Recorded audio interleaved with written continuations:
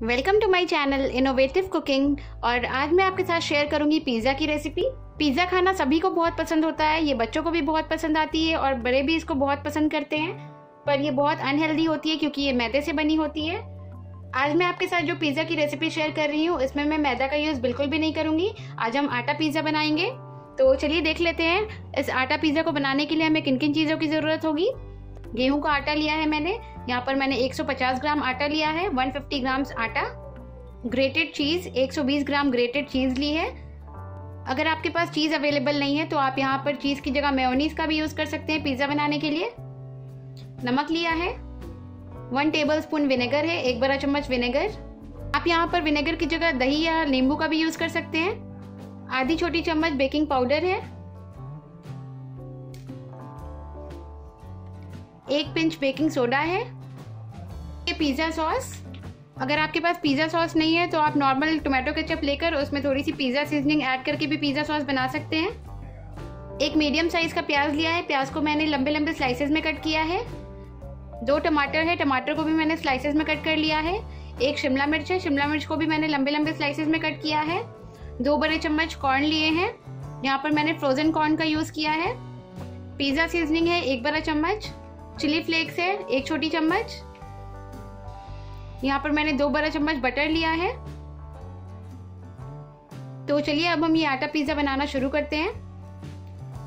Pizza बनाने के लिए सबसे पहले लूंगी मैं ये आटा, इसमें ऐड करूंगी नमक 1/2 टीस्पून, बेकिंग पाउडर,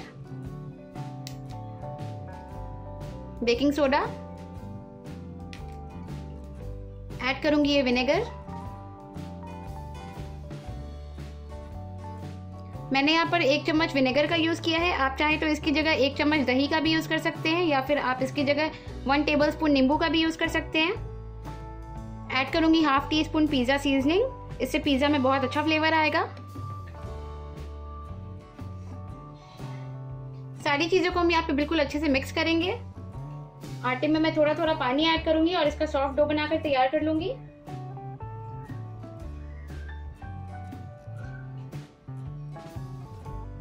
जैसे हम रोटी बनाने के लिए आटा बनाते हैं बिल्कुल वैसा ही डो हमें चाहिए पिज़्ज़ा बनाने के लिए।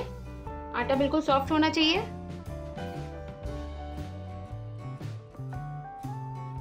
पानी के साथ ही मैं इसमें 1 चम्मच बटर भी ऐड करूंगी। बटर ऐड करने से आटा बिल्कुल सॉफ्ट रहेगा। पिज़्ज़ा बनाने के लिए यहाँ पर मैंने आटे से बिल्कुल सॉफ्ट डो बनाकर तैयार कर लिया है और इस डो को बनाने में मुझे 4 से 5 मिनट का वक्त लगा है। और इस डो को बनाने के लिए यहाँ पर मैंने इस कप से आधी कप पानी का यूज़ किया है। आटा बिल्कुल सॉफ्ट है तो अभी मैं इस आटे को ढककर रख देती हूँ 10 मिनट के लिए। जब तक हमारा पिज़्ज़ा का आटा ये रेस्ट हो रहा है तब तक हम अपनी कढ़ाई को प्रीहीट कर लेते हैं पिज़्ज़ा बनाने के लिए।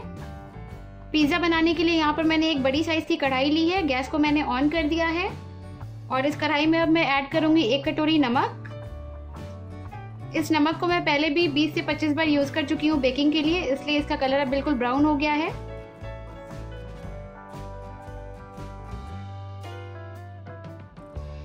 इस नमक के ऊपर अब मैं रखूंगी 1 कटोरी। पिज़्ज़ा को हम डायरेक्टली इस कढ़ाई में नहीं रख सकते हैं वरना हमारा पिज़्ज़ा जल जाएगा। आपके पास अगर कोई कटोरी है तो आप वो रख सकते हैं या फिर आप इसकी जगह किसी कुकी कटर को भी रख सकते हैं। गैस का फ्लेम अभी मैंने बिल्कुल मीडियम रखा है।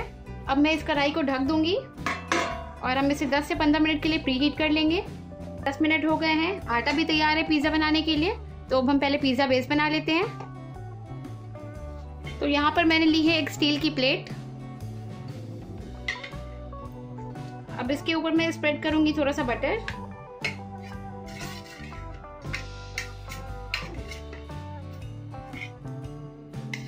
इसके ऊपर हम बिल्कुल अच्छे से बटर स्प्रेड कर लेंगे। मैंने बिल्कुल अच्छे से बटर को स्प्रेड कर दिया है। तो अब मैं लूंगी ये आटा। इतने आटे में हम आराम से 2 से 3 पिज़्ज़ा बना सकते हैं। तो मैं यहाँ पर आधा आटा लूंगी,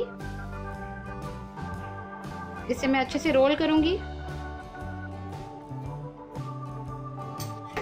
और अब लूंगी मैं ये प्लेट। इसके ऊपर मैंने अच्छे से बटर लगाया हुआ है। पिज़्ज़ा बेस बनाने के लिए हम इस आटे को अच्छे से स्प्रेड करेंगे इस प्लेट के ऊपर। हमें यहाँ पे रोलिंग पिन की ज़रूरत नहीं पड़ेगी क्योंकि आटा ऑलरेडी बहुत सॉफ्ट है। इसे हम अपने हाथों से ही अच्छे से स्प्रेड कर लेंगे।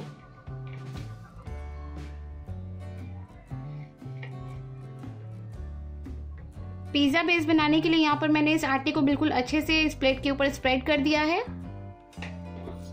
तो अब मैं एक फोक की हेल्प से इसे अच्छे से प्रिक कर लूंगी।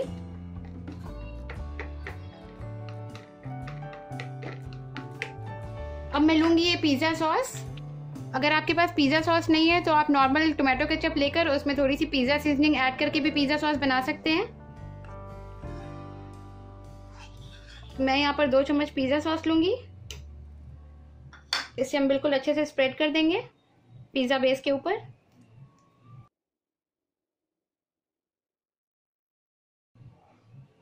अब मैं इसके ऊपर ऐड करूंगी ये ग्रेटेड चीज।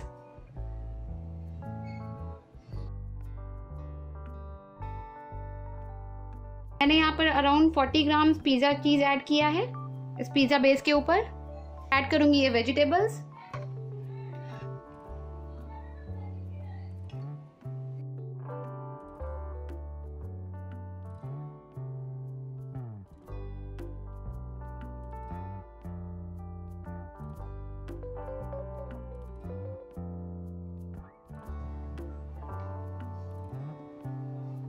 स्प्रिंकल करूंगी थोड़ी सी ये पिज़्ज़ा सीजनिंग। थोड़े से प्याज ऐड करूंगी। चिली फ्लेक्स ऐड करूंगी 1 छोटी चम्मच। पिज़्ज़ा बेस के ऊपर मैंने अच्छे से वेजिटेबल्स, पिज़्ज़ा सॉस और ये सीजनिंग ऐड कर दी है। तो अब हम इस पिज़्ज़ा के साइड्स में बटर ऐड कर देंगे और फिर हम इसे बेक कर लेंगे। हम इसके साइड्स में सिर्फ बटर लगाएंगे। पिज़्ज़ा की साइड्स पे मैंने अच्छे से बटर लगा दी है और हमारी कढ़ाई भी अब प्री हीट हो गई है। तो अब हम इस पिज़्ज़ा को बेक कर लेंगे। अभी ये कढ़ाई बहुत गर्म है तो हम केयरफुली इसका लिड हटा लेंगे।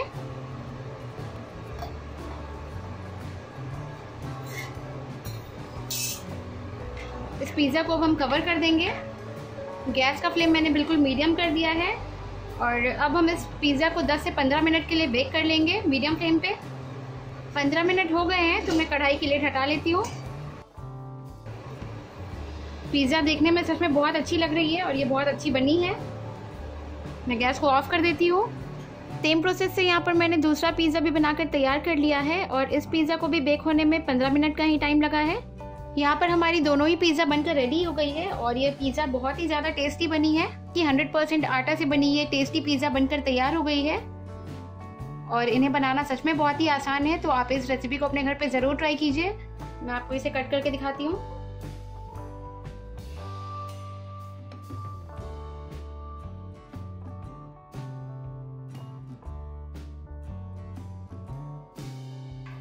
मैं आपको दूसरे पिज़्ज़ा को भी कट करके दिखाती हूँ।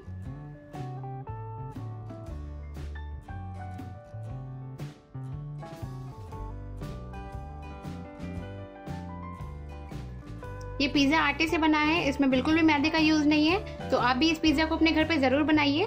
और आपको मेरी ये रेसिपी कैसी लगी मुझे नीचे कमेंट बॉक्स में कमेंट करके ज़रूर बताइए। और अगर आपको मेरी ये रेसिपी अच्छी लगी तो प्लीज़ मेरे इस वीडियो को लाइक कीजिए। अगर आप ऐसे ही और भी वीडियोज़ देखना चाहते हैं तो मेरे चैनल को सब्सक्राइब करें और मेरा ये वीडियो अपने फ्रेंड्स, अपनी फैमिली और अपने नेबर्स के साथ ज़रूर शेयर करें। Thank you.